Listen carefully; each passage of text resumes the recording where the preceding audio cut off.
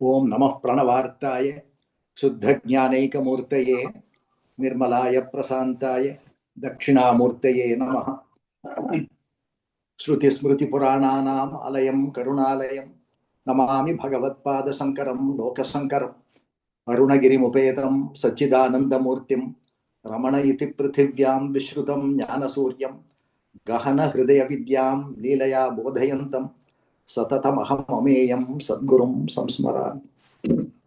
My humble pranams. Greetings from the Ramana Center from Sonoma. Today is a very special day and I am delighted to be here. In fact, the text that I am going to cover is also about independence. It's also about freedom, freedom from suffering, liberation, liberation from the tyranny called ego.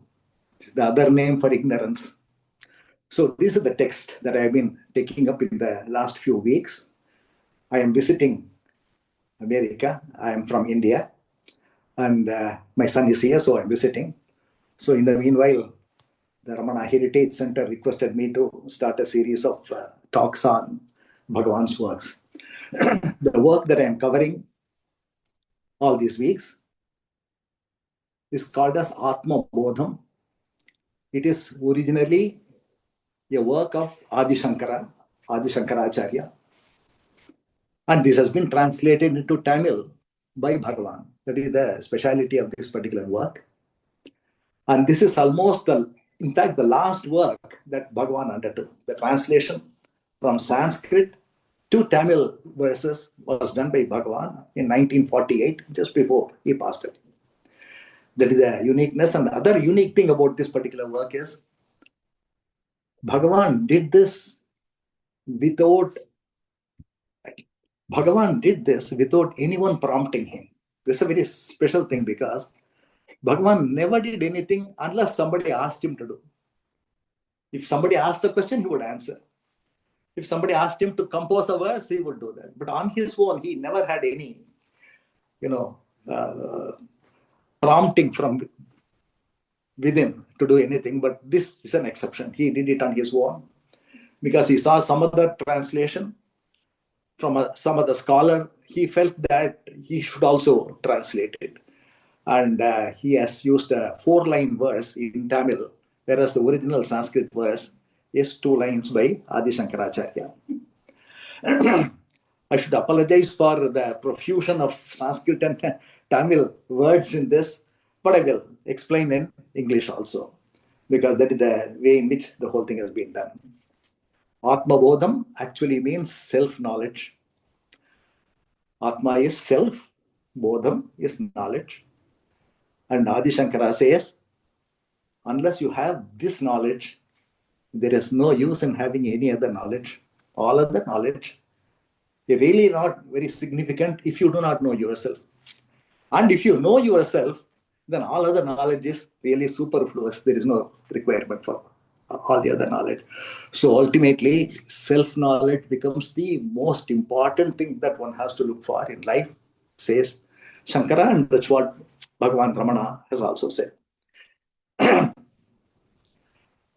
There are nearly about 66 verses in this particular work, and we had covered about 15 verses in the previous weeks. I will start from the next verse from this particular thing so that we can maintain that continuity.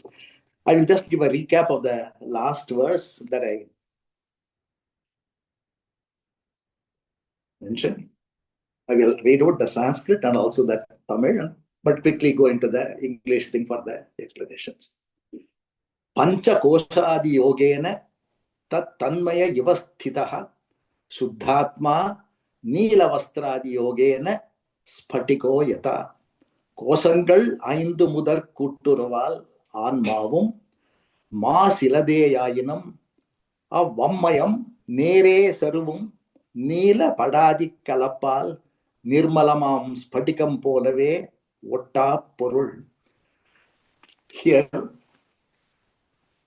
Adi Shankara is explaining how the infinite Brahman, unbounded Brahman, full of knowledge and absolute existence and absolute bliss. How did that one Brahman, that one consciousness, how is it appearing as so many different people, varieties of objects, and so on and so forth? This is a very tricky thing for Advaita Vedanta, because Advaita says there is only one. But we are experiencing many. How do we explain this?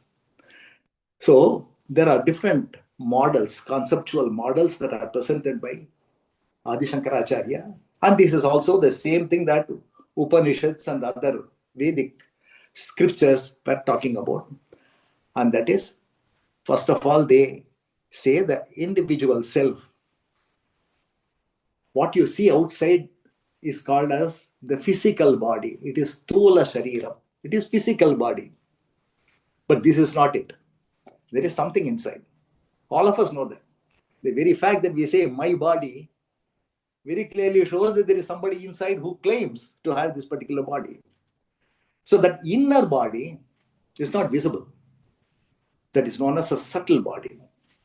That consists of the mind, it consists of your intellect, and it consists of the vital force, the breath that goes on. These things are composed of, subtle body is composed of all these things.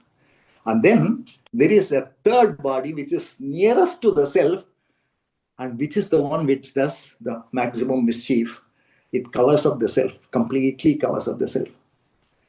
That is known as darkness, ignorance, and in Sanskrit it is known as avidya. This is also a body. And this body is what we wear when you are in deep sleep state. This is the body that we wear. Deep sleep state, there is absolutely no consciousness of this physical body. And the mind has shut itself down completely. There is no mental activity also. Nothing goes on there. There's total darkness. And after waking up, you say that I had a very nice sleep. I was very happy. I had a very happy sleep. Acknowledging the fact that though everything else was taken away, the existence continued. There has been a break in the personality, but there is no break in the absolute existence. So this is also called as a body, because this is the fundamental body that we wear all the time. It is actually on the basis of this particular sleep, deep sleep, two types of dreams come out, says Bhagavan, Bhagavan's own experience. We will not be able to accept it immediately, but Bhagavan says there are two types of dreams that come out from this absolute blankness. One dream is the real dream that we have. The other dream is the dream that we have in the wakeful state. Even the wakeful thing, whatever we experience, is also a dream. There is not much of a difference between the actual dream that we are experiencing and this dream. And this is actually experienced by somebody who has woken up from this dream. Somebody who awakens, he is given the name Buddha. Buddha in Sanskrit means actually somebody who has woken up from this dream. So, ultimately, there are three bodies. One is the body of total nescience, ignorance, darkness, closest to the self, hiding the self completely.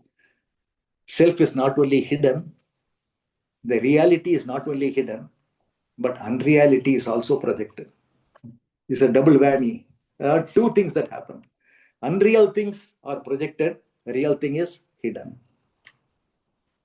The unreal parades as the real. This is what happens. So what Adi Shankara and of course Bhagavan also says in all his talks with Ramana Maharshi, one can find these conversations about the deep sleep, the dream state, and also the wakeful state, and so on. So these three bodies are associated with each state.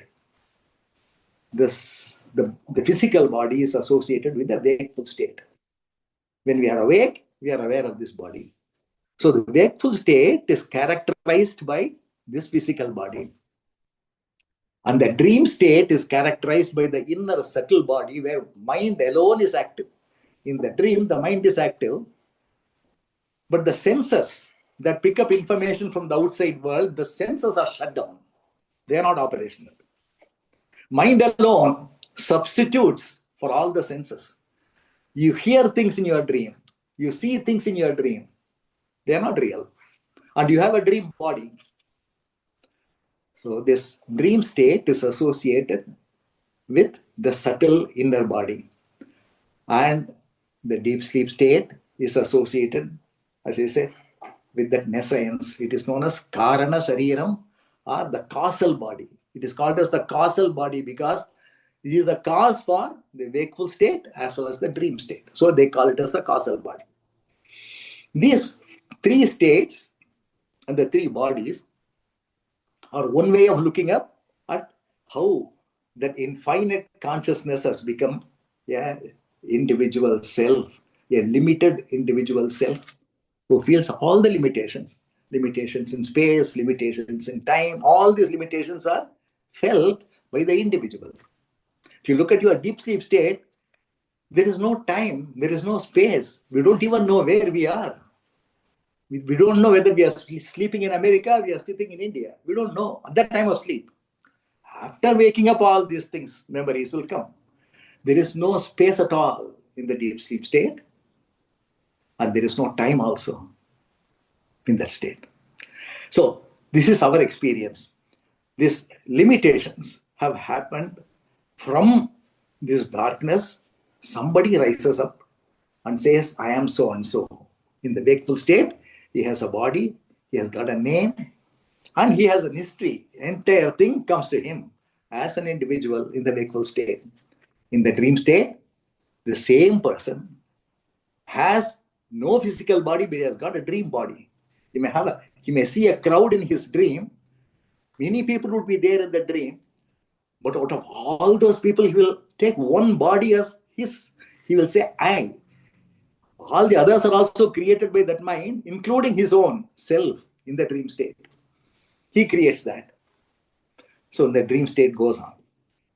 There is another model that is proposed, not from the point of view of these three states that we undergo, but from the actual functioning in this world. This is known as Pancha Kosham, or the five sheaths. What Adi Shankara says is, the self is wearing 5 layers, sheets of, outer coverings. These are all coverings. The outermost covering is known as the body that is made of food. This is known as the food body, Annamaya Kosham. Because this body is born out of food, grows by food, and when food is not given, body will die, body will go away. So this is called as the food sheath, the sheath of food. The next inner sheath is known as the vital, physiological. One is the physical layer, the other layer, the physiological layer, where we have this metabolism, where there is this breathing going on, and that the respiration and the digestion and all these metabolic functions are going on in the next sheath. That is known as the Pranamaya Shariram. Pranan is mean breathe. Pranayama, we control the breath. The next inner layer is known as Manomaya Kosham. It is mind, and that Kosham, that particular sheath, is made up of only thoughts. Only thoughts are existent in that state. And there is another Kosham, which is known as the Vijnanamaya Kosham, which is actually the intellectual sheath. The mind picks up all the information, it creates a narrative, but there is the intellect within which decides upon the information, which processes further the information that is provided and takes a decision. It determines, so it has to be done this way, it has to be done that way. That is done at the intellectual sheath. This is the fourth sheath, innermost sheath. And the final sheath, which is originally called as the causal body of the Karana Shariram, in this particular kind of a split, it is known as Anandamaya Kosham, or the Kosham where we experience happiness. Everybody experiences happiness. The wakeful world would have been a very tragic kind of a thing, But once he goes to sleep, or when my mind shuts down, all this is forgotten. That is why unless one sleeps well, it will not be possible to proceed with the next day's activities. It is known as Anandamaya Kosham, a blissful sheath. So these three bodies have been mapped out into 5 sheaths. And that is the verse that we saw last time. These are all 5 layers. And what Adi Shankara says is, the Atman is so pervasive. It illumines everything nearby. It is very pervasive. And all these layers, they pick up the illumination from the Atman and they pass on their characteristics to the Atman. For example, we feel, I say that I am tall, I am short, I am fat, I am slim. I am referring to the body. I is the Atman, but it says I am tall and I am short. Atman cannot be tall or short. It is pure consciousness. It is formless. So what has happened is, this sheath, known as the physical sheath, has passed on its characteristic to the Atman. Similarly, when we say that I am thirsty, I am hungry, the Pranamaya Kosham has passed on its characteristics to the Atman. And then we say that I am thirsty, I am hungry. Similarly, the mind, I feel sad. Atman cannot feel sad at all. It is the mind that feels sad. So, mind also passes on its characteristics, and that is what is meant by this mayam. When we say mayam, it is full. It is like, take a kerchief and then you put a perfume in that handkerchief. The handkerchief can be called as perfume mayam. Because it is completely pervaded the kerchief. And this scent is not native to the handkerchief. It has been picked up. So similarly, he says, you look at it this way, and he gives an excellent example. He says, there is a crystal body, pure, transparent crystal. You can see through that. But if you keep a cloth which is blue in color or yellow in color, this crystal will look blue or yellow or any other color that you. The yellow cloth has passed on its characteristic to the clear. It is known as spatikam in Sanskrit. It is actually crystal. The crystal has picked up the characteristic. It does not have any color of its own. Similarly, Atma does not have any characteristics. It is pure by itself. It is not associated with anything at all. It is formless. It picks up forms. And it does not have any emotions. It picks up emotions. This happens because of this transference from the individual sheaths to the real Atman.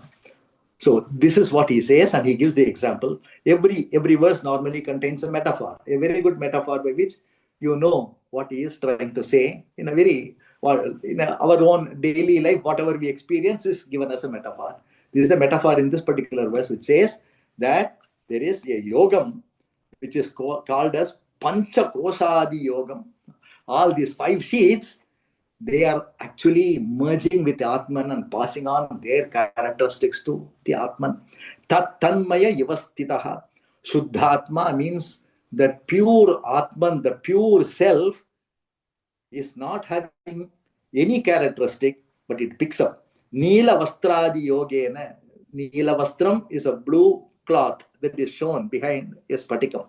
Like that, this has picked up. So that is the metaphor that is used to do that. So ultimately, what we are trying to say is, the one undivided Brahman or one undivided consciousness ultimately becomes a limited individual through these processes.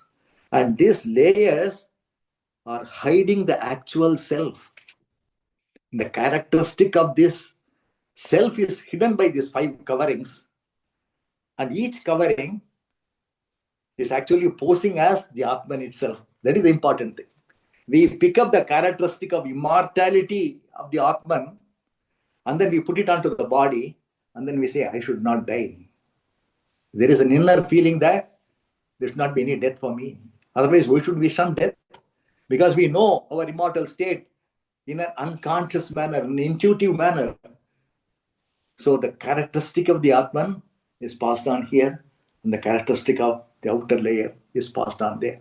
This is known as mutual transference, superimposition, adhishtanam. These are all various technical words, but this is what happens. So ultimately, the one undivided consciousness has become these 5 sheets or 3 bodies, whichever way you look at it. This is the way it is. So that was the recap of the last verse. I will go to the next verse. Vapuhu tushadibihi koshairiyuktam yuktavaghatataha atmanam antaram shuddham vivichya tandulam yata. I will give the meaning. The Tamil translation by Bhagavan, I will read it out. Udal Panchakosha Umiadi Purut Ul Sudar Parisuddha Vanmavai Didamana Uttiinal Kutti Udithu Avatrai Arisi Ottariya Vendum Unar, says Bhagavan, almost word for word translation of the Sanskrit into Tamil. What does Adi Shankara want to convey here? He says, the Atman has permeated all these 5 layers, so much so that we do not actually notice the inner Atman at all. Constantly present, constantly available with you, this consciousness, but we do not notice. On the other hand, what we notice is those things that are illuminated by this consciousness. Our mind goes and impinges on the objects outside, and then all the attention is carried away, hijacked by these worldly objects. And the Atman, which is doing the actual illumination, that illuminator is totally forgotten or not noticed at all. We do not notice it. What Bhagavan says is, every second, even now, here, everyone has that. Otherwise, we'll not be able to survive at all. But we do not notice that. So, all the the practices that are advised in various, whether it is the normal yoga margam or jnana margam or bhakti margam, whether it is the worshipful kind of a path that you take or the knowledge path that you take or the yoga, the pranayamam or other things that you take, ultimate aim is to remove this ignorance that you are not the Atman and you are the other thing. I am so and so, that ignorance has to be removed. So all these instructions that are given in these verses are mainly to pull your attention back to the ever-present consciousness, ever-present self. Our conscious presence is something that we cannot deny at any time. Do we deny our own presence? Our conscious presence? We cannot. Trying to deny it, there is an example given. Trying to deny your own existence is like saying that I don't have any tongue. You use the tongue to say this. So the words are one thing which are totally against, totally not in consonance with the actual fundamental reality behind. So our conscious presence is there all the time. Why are we not able to really experience that? A jnani experiences that all the time. A jnani like Ramana Bhagavan, he experienced this consciousness all the time. And his normal life of interacting with others is just for our sake. As far as he was concerned, there is nothing there except that consciousness. This is what he used to say. No world, no nothing. That kind of a state is the actual real state. And all of us should move towards that. As long as we are embodied, we consider ourselves as a limited human being, suffering cannot be avoided. What causes the suffering is the limitation. In the heart of hearts, we know that we are unlimited, but we are experiencing limitations, and that's something that we do not want at all. So, all the aim of all the shastras, the aim of all the paths is only to pull you from outside the world and keep you inside your true self. And for that, various methods are prescribed. And in the Advaita Jnana Margam, this is the method that is prescribed. What he says is here in this verse is, when you have paddy is rice with a husk over it. The inner grain is rice, but it is covered up by a husk. And as paddy, we cannot consume it. Tusha. Vapuhu tushadibihi kosair yuktam, he says. Tusha is a husk. So, how will you do that? In the olden times in India, we used to have a mortar. We pour paddy into that mortar, and there'll be a pestle, a long rod. And then somebody pounds on this paddy. He keeps on pounding, and the husk, gets removed, and the rice is taken out of the husk. In fact, in the olden times, 2 or 3 ladies used to gather all around the mortar, and then they will take turns, in pounding the thing. Adi Shankara says, you should pound your inner self, all these layers, keep on pounding it. Keep on giving a hammer blow to it in order to remove the feeling of the real self from which is got enmeshed in all the other layers and the coverings. The coverings are not real, they are not beneficial, they are full of suffering. And we want to move away from that, so you have to do the pounding, he says. The sadhana, the practice that is prescribed, is compared to pounding a paddy to get rice out of it. Just as you get rice out of this pounding, you will get Atman out of this pounding. Constantly pound it. Whenever Bhagavan says, ask this question, who am I? He is asking us to pound our, give a hammer blow to our inner self. Because we are thinking that we are the body. Sometimes we think we are the mind, and we are confused about it. Whether we are the mind or the body, we do not know. Isn't it? All the time there is a confusion between, am I the mind or am I the body? When I say that I am walking, I am sitting here, then I refer it to my body as I. When I say I am bored, I am referring to my mental mode. And we do that, immediately, one after the other. We have absolutely no problem with, confusing this particular thing. So this confused identity, in order to get rid of this confused identity, Bhagavan says, ask yourself the question, who am I? Who is it that is really feeling sad? Who is feeling all this tragedy? Because that is the way he realized himself.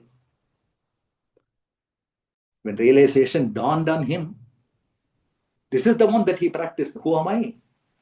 The body is dead, and they are going to remove the body anytime and then take it to the funeral ground. But with the death of the body, am I dead? He asked this question, am I dead?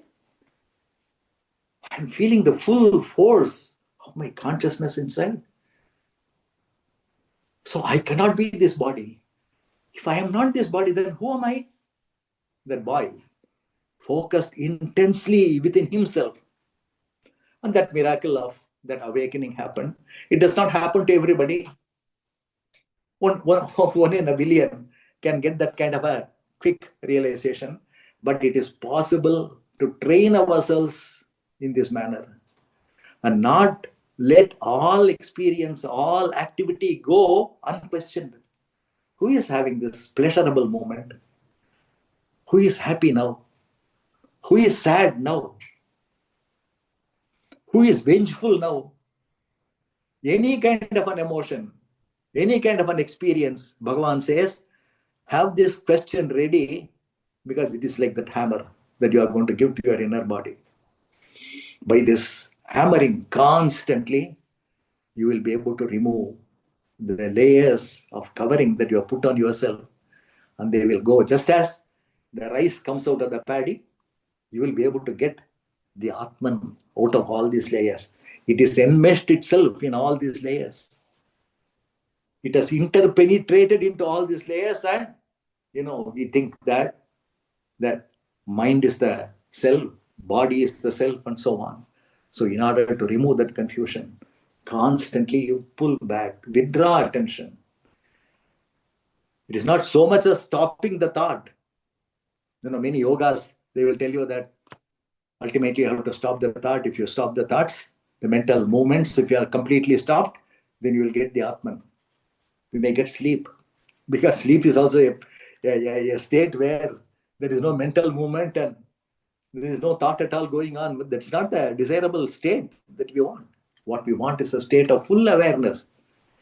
So, finally, this is the method that is suggested by Bhagavan. This is a hammer blow that you keep on giving to your inner self. Who am I? Who is this? If that becomes a habit, you have picked up that as the habit.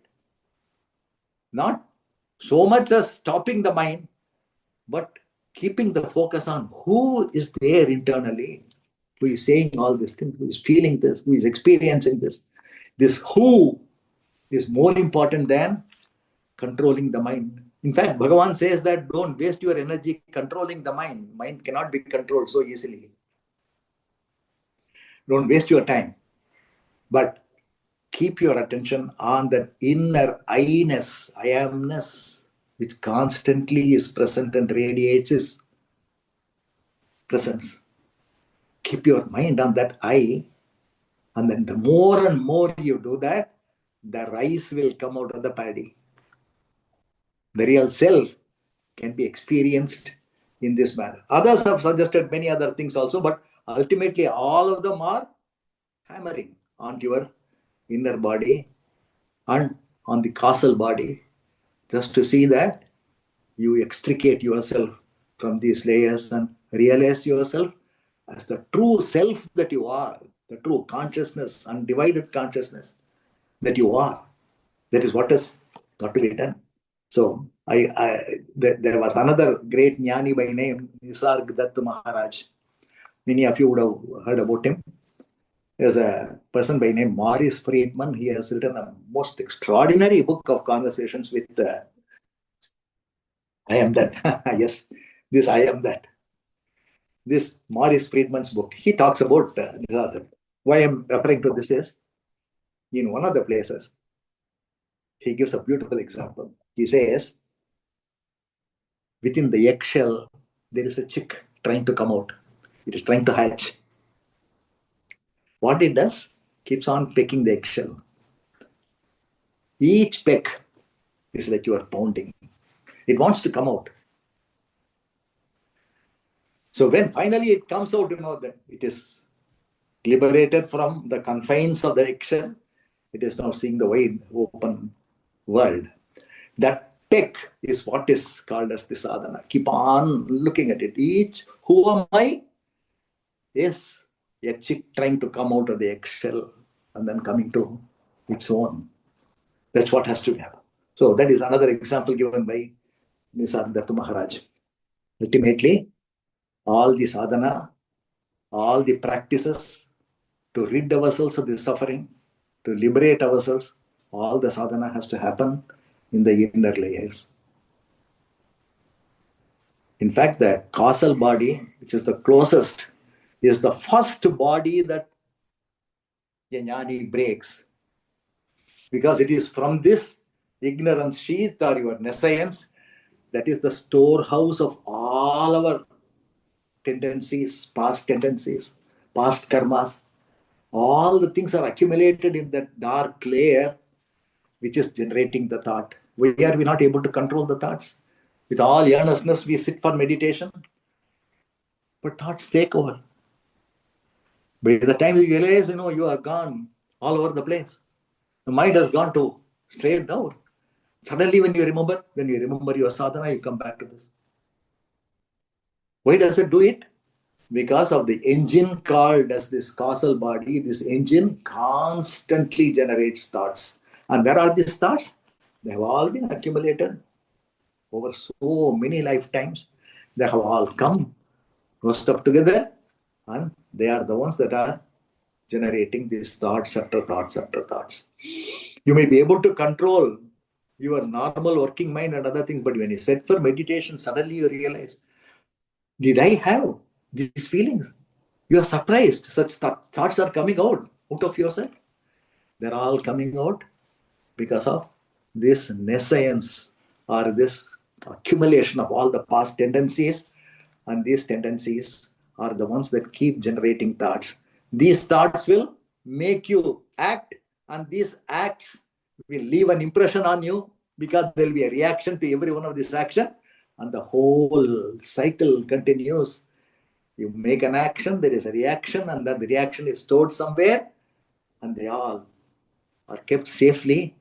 And from lifetime to lifetime, these karmas, these old tendencies, they travel with the subtle body, take on a new body, suddenly find that all the old things, you may not know that, but the reason why, okay, you can see some children who have some genius traits. A 2-year-old child may be able to pick up music. Where from does this come? You will be wondering. It's all coming from the past lives. And similarly, all the past actions are also going to make you act in the new life, in the new body, and the whole cycle continues. So the jnani, what he does is he first breaks this karana shariram, this causal dark body. He may still be talking to others. Bhagavan Ramana used to do all kinds of things. He used to write books, he used to discuss people with people, he used to discuss philosophy. And with people who are familiar with agriculture, he will discuss agriculture with them.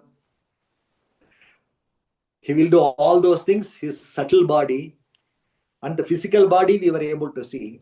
All these things are there for the onlookers thing. They're all there. But what has gone in him is the most difficult thing to take out, and that is this causal body or this karana shariram. That goes. When that goes, the stream of thoughts stop. The mind is in a peaceful mode. Thought-free awareness prevails in him all the time. In fact, it's such a great feat. People who go and sit in front of such a person who has broken through this and then is established in the pure awareness alone, without any thoughts bothering him, your mind also becomes thought-free.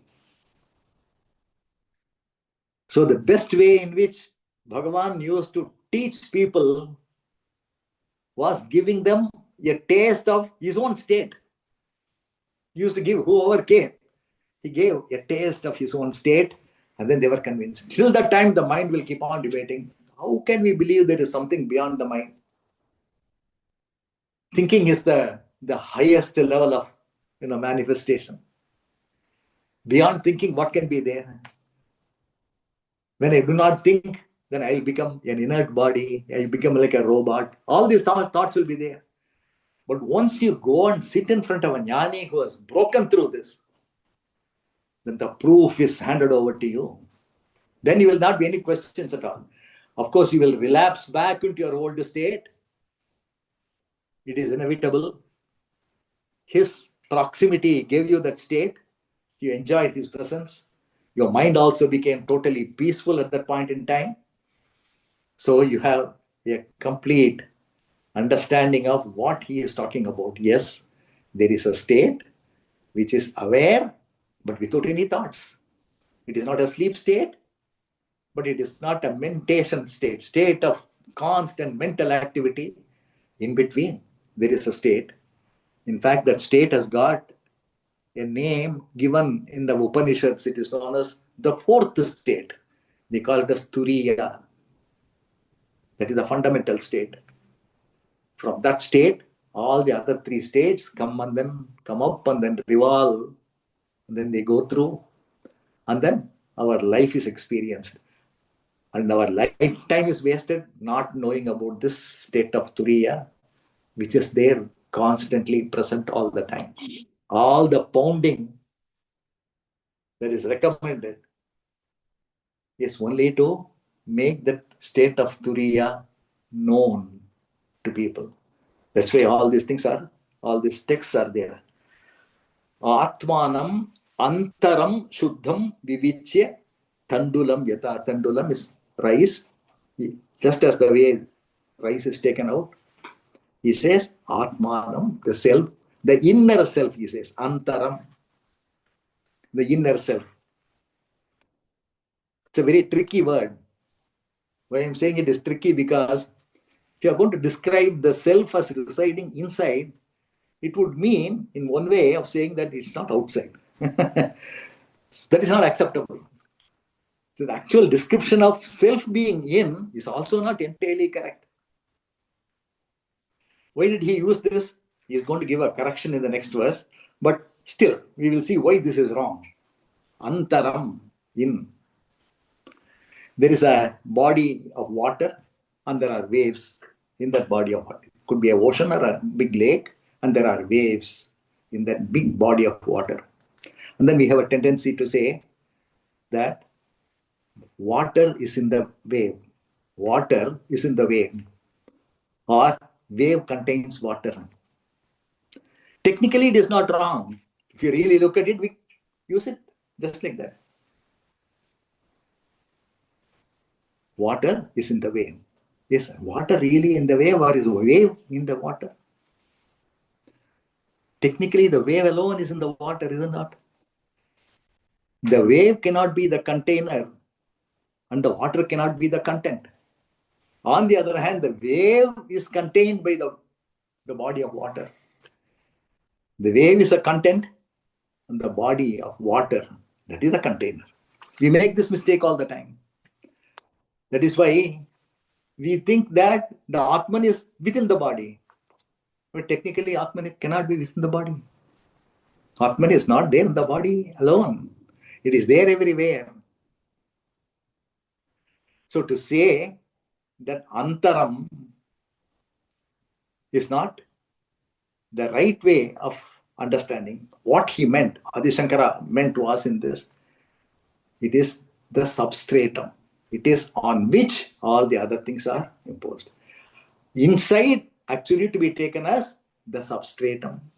Just as water is the substratum of the waves, wave is after all water. Wave is just a shape, just as we are all so many shapes and sizes and differences. We are all different waves in that ocean called as consciousness. From this comes out. So the correct way of saying this would be this Atman, not to say that it is inside the body, it is the substratum of everything. In that sense, it is said, this Antaram. Bhagavan used to, make this observation all the time.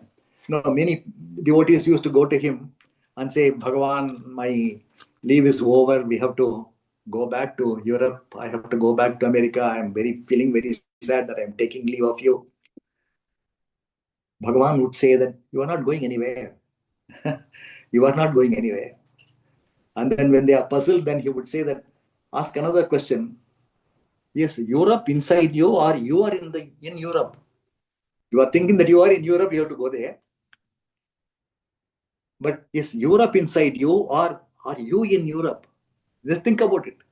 Is the water in the wave, or is the wave in the water?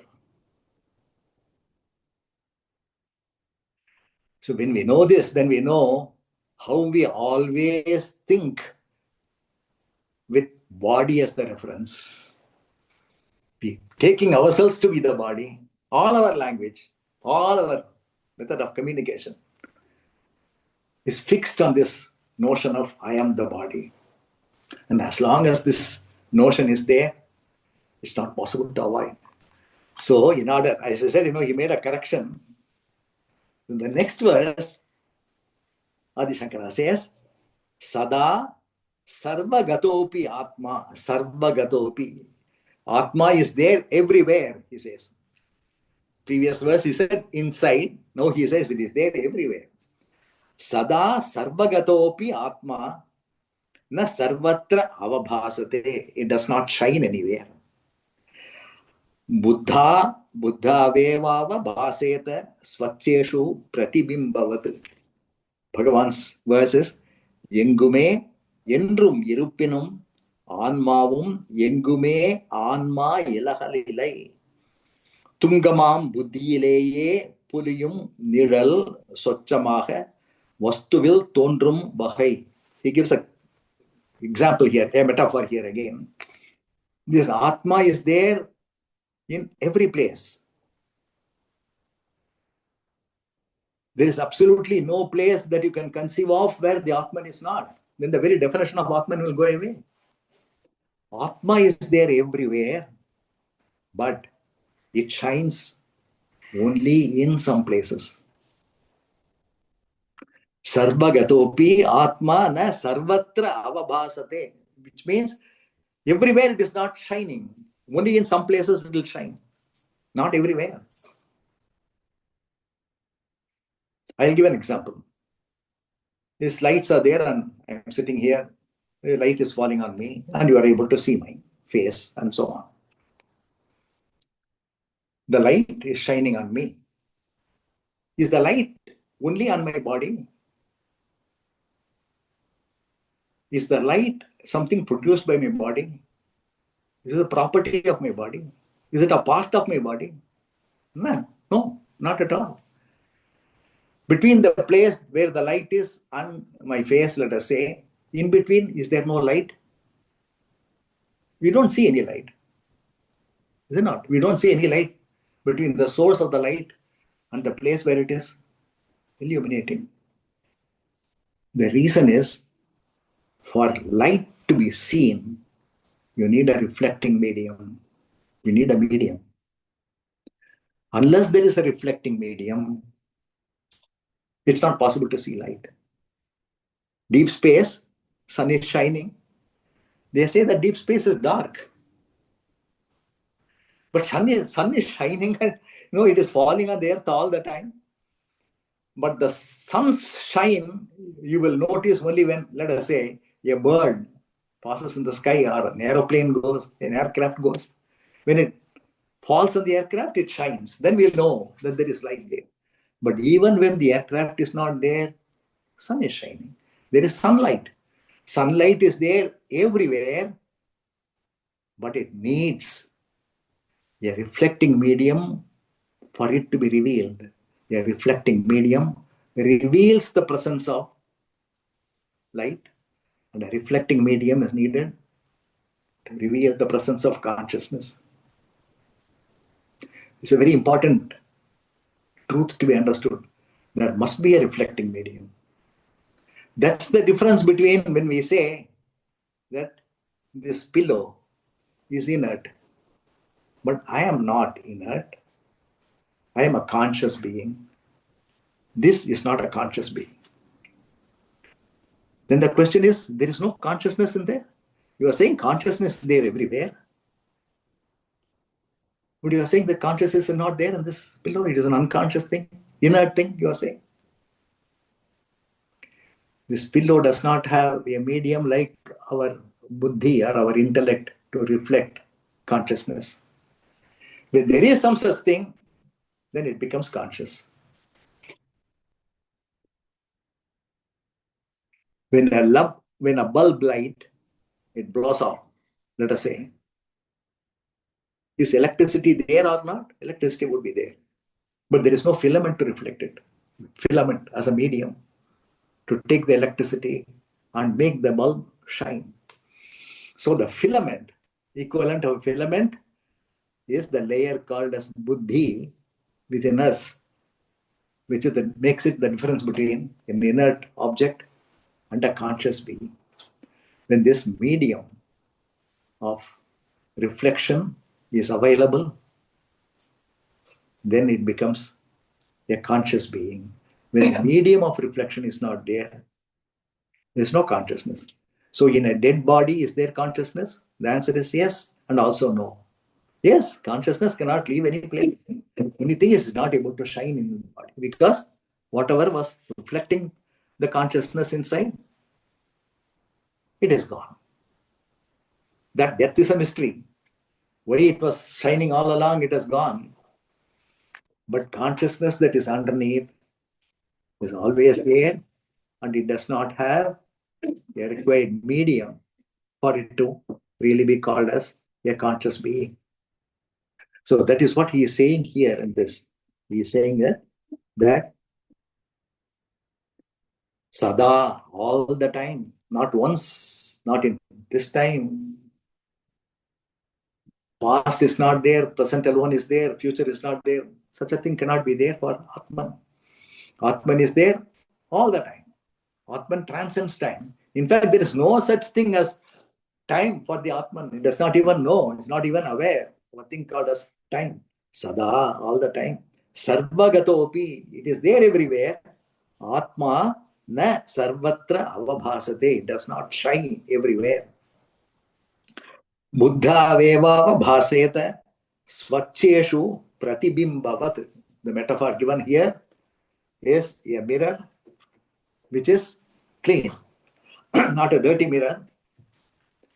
In a dirty mirror, there will be light reflected, but it will not be clear. If the mirror is cleaned up, in a clean mirror, you can pick up the light very clearly. You'll be able to see that very clearly. So here what he is saying is, in us, buddhi, that intellect sheath, is the place which picks up the light of the self immediately. It is a reflection. That reflection is what we call as the I thought. The Atman, the self, is reflected in our intellect. And this reflection, the reflected light, is permeating the rest of the things. It is making the indriyas, the senses move. We see a world outside. Everything moves because of this.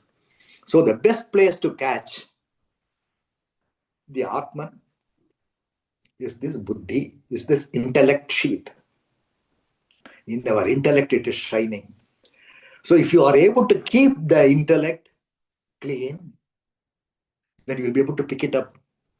Otherwise, it will be so dull. It will be there, but it will not be felt or experienced. It will become so dull. That's why Bhagavan and all others, they say that inner purity is very important for you to move in this path forward. A person with impure mind or impure intellect will not be able to advance in this particular practice, mainly because of the fact that the reflecting medium has been kept in a very impure condition. So purify the mind. And for that purification only, all other paths are suggested. Bhakti is a method of purification. Selfless service is a method of purification. You do all these things. They are not unimportant. They are very important. They serve a particular purpose. The conditioning, the preparatory phase goes on by these purification processes. Doing the selfless service, or through the yoga method, or by bhakti, where we say that I am helpless, only you are the all-powerful Lord. I surrender myself to you. I will not give prominence to my will, but your will alone will be taken by me. In this method, you purify the intellect, and that purified intellect will reflect the Atman very clearly, and you will be able to catch it. Some people are able to make progress much faster. This question was asked to Bhagavan, why some people are able to make very good progress and why they are not able to make progress in, some others are not able to make progress. Bhagavan said, some people are like wet coal, and some people are like, charcoal, and some people are like gunpowder. So the gunpowder will catch the spark and immediately it will be able to burn.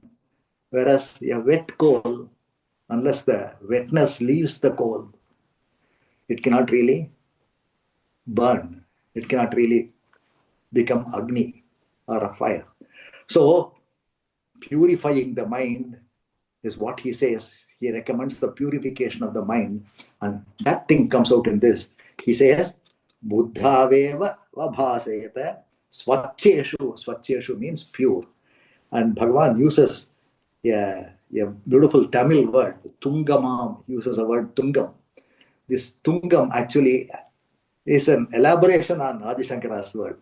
It's not only pure, it is also lofty. The meaning of Tungam is something lofty. Keep your mind lofty, your life lofty. Have good ideals in life.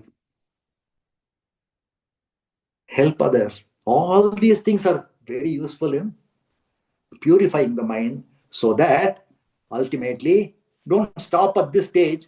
You go to the next stage of catching hold of that reflection that is there, tracing its path and going to the source of that reflection. Once you go to the source, then you have reached your goal. Till the time you go to the source, then there'll be absolutely no method of progressing. All these things are going to help you, but the final stage comes when you trace the I thought to its source. So, Buddha Veva Avabhaseta. I will read out another Sanskrit verse from Viveka Chudamani because it is also a very important verse. I will just explain it. Esha Swayam Jyotihi Asesha Sakshi Vijnana Koshe Vijnanakosho Vilayat Ajasram Lakshyam Vidhaya Yenam Asadvilakshanam Akhandavritya Atmataya Anubhavaya. He says the same thing, but he says that Vijnanamaya Kosham in the cave of the Buddhi, Esha Swayam Jyotihi. This Jyoti, this light which is constantly shining, it is self-shining. You don't need another light to really illuminate this light. This light is constantly shining within. It is a self-shining, self-revealing entity. And this is the witness of everything. Whatever goes on is a witness. Anything may happen in the intellect sheath and the mind sheath and other things, but it still remains as a witness. And Lakshyam Vidhaya Yenam, keep this as your goal. This thing that is reflected in your buddhi, keep that as your goal, and then try to reach the source of this reflected light. That is all needs to be done by an individual. This is the effort that one has to keep on making, withdrawing attention from the outside world and keeping it within ourselves. This I amness, where from is this I coming out? Keep this in the mind. Keep this on keep the attention on the I thought all the time.